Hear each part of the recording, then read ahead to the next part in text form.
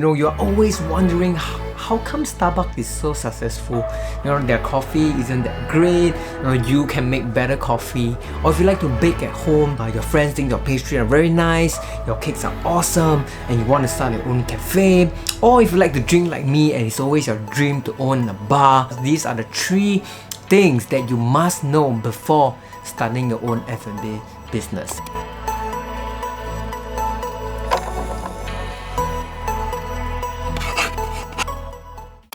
Hi guys, my name is Royal and welcome back to the Royalties, a channel where we discuss business, investment, entrepreneurship and all things lifestyle. And before we get into the episode, please remember to like and subscribe to the channel. It will mean so much to me, and looking at the numbers of subscribers grow every day motivates me so much to continue pushing out content like this. And I hope you enjoy the video, and let's get right into it. So you want to sell the food that your great grand passed down all the way from previous generation, the food that you always taste only during Chinese New Year. You think it's such a waste that nobody is selling it. So the first main point that you must know, that you must figure out, is what is your unique selling point. I know you have heard this before, but I hope to offer a little bit of a different perspective of a unique selling point of that why your grandma recipe isn't just enough for you to set up a store. I think the biggest point that people miss out in the F&B industry is that the barriers to entry are pretty damn low. So what do I mean by barriers to entry?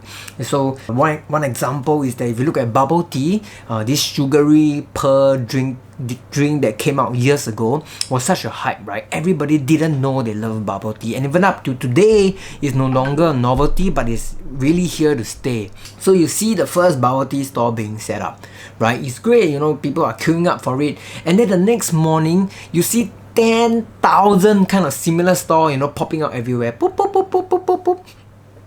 And that is because the barriers to entry for F&B is very low, meaning anybody can enter this market and set up a store just next to you with a little bit of capital. An example of a high barriers to entry job is something like an accounting firm, right? Something like a doctor, a clinic, something like a lawyer, where you have to study, years and years to sort of get that certification to run that store. So barriers to entry for that kind of store, pretty damn high.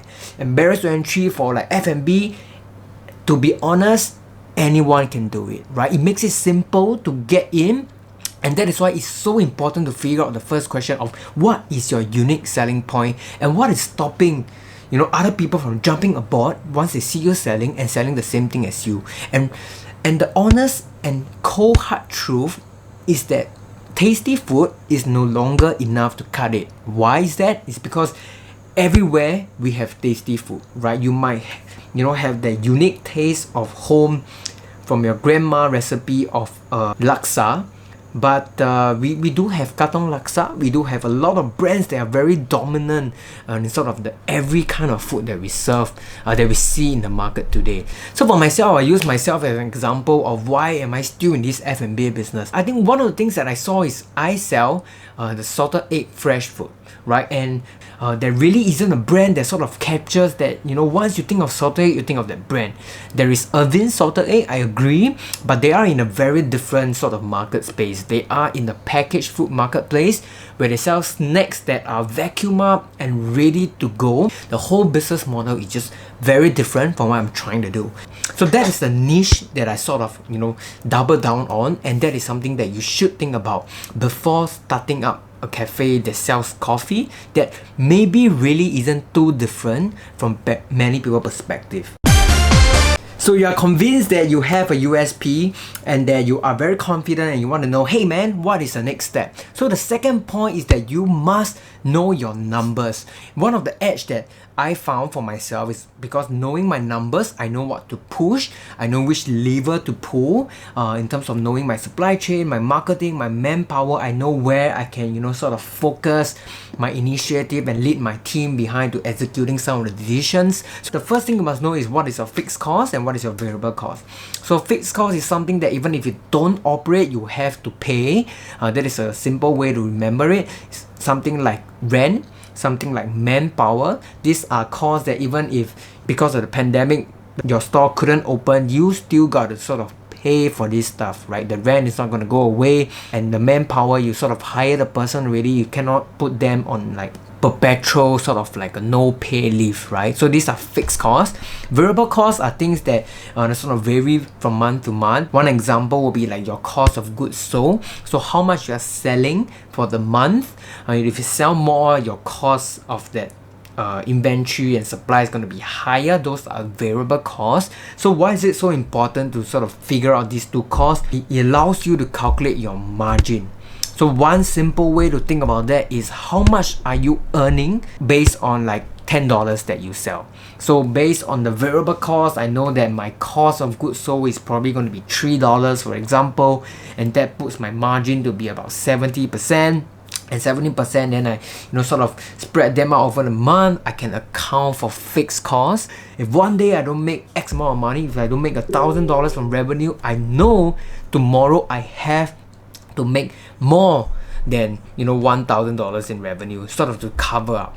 Because if every day snowball, if every day you just miss by $50 or $100, you might think it's small, but you add that up in a month. If it's $100 a day, that's $700 a week, and that's 2.8k in a month. So knowing these numbers allows you to sort of know, give you that sense of urgency that okay, my sales are kind of steadily dropping. What am I gonna do about it? I can ask for feedback, I can push more marketing, I know again which lever to pull to sort of save the business before it is too late. So you take out a lot of the guessing work that you're not sure if making this amount of money every day is enough, or whether it's too much or too little. Yes, you get it with experience, but if you know that beforehand, you're going to operate every day with so much more certainty, and that is really going to increase your chance of making your F&B business a successful one. So know your numbers, very important, of your costs, your margins, your break-even point, your average sales per customer.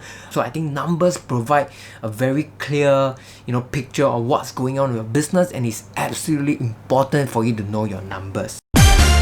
So you got your USP figured out, you got your numbers figured out, you'll be like, okay, so what is next? I'm ready to launch my own successful F&B business. So the last point is, how scalable is your business?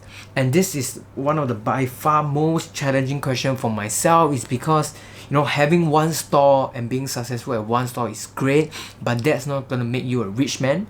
Why is that? Because if you jump into F&B and you crank out your numbers, you will know that it's pretty damn tough to become a very rich person sort of by just owning one store. So the next question will be, okay, then how can I open 2 stores, 3 stores, 4 stores, and be like Old Chunky that is like everywhere in Singapore? And okay, I don't know where else you're in, but how scalable is your business? Why don't you see a very successful coffee shop at your house, neighborhood, having chains and chains of the same thing? Very often at times they are very dependent on that chef who produces that amazing 30 dishes that you love and your neighborhood loves.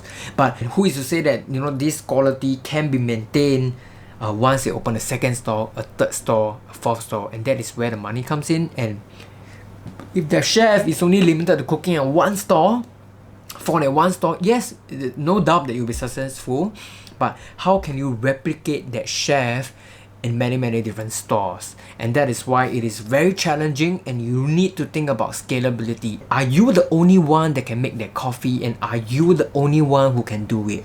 And I think one advice I have for scalability is that try not to take on your business like you are the only one that can do it. Try to think of systems, procedures, process that can really make things that are doable even when you're not around. Of course, that comes at a cost that people can eventually get hold of your process. That's why you need to protect it well, and sort of maybe even give up some quality of your food.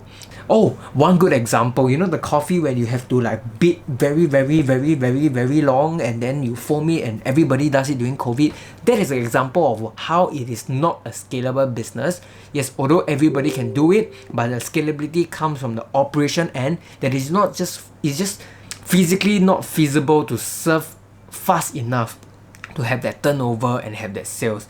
If you have invented a machine that can sort of beat that coffee and cream into that perfect texture, then you might have an edge, and that is something that you gotta figure out as well. So a lot of things to figure out, but the most important thing is the USP. Why are you the best person to execute this business model? The second thing is know your numbers. You take out much of the guessing work of what's going on in business, and you know which lever to pull when things are going well or not going well. So knowing your numbers really lets you know your business inside out. And lastly, you must think of how you can then scale your USP and your numbers to give you the eventual success that you want as an F&B business. So get a pen, get an iPad or notebook and type down these questions and answer them to the best of your abilities, because these can save you a lot of time and a lot of money and increase your chance at succeeding at this very tough battle by a lot. So thank you so much for watching, and if you like content like this, please like and subscribe to the video. It really helps me, motivates me to churn out continuous content like this for you and your friends to sort of watch. So thank you so much for watching. My name is Royal and welcome back to the Royalties. I will see you next time. Goodbye.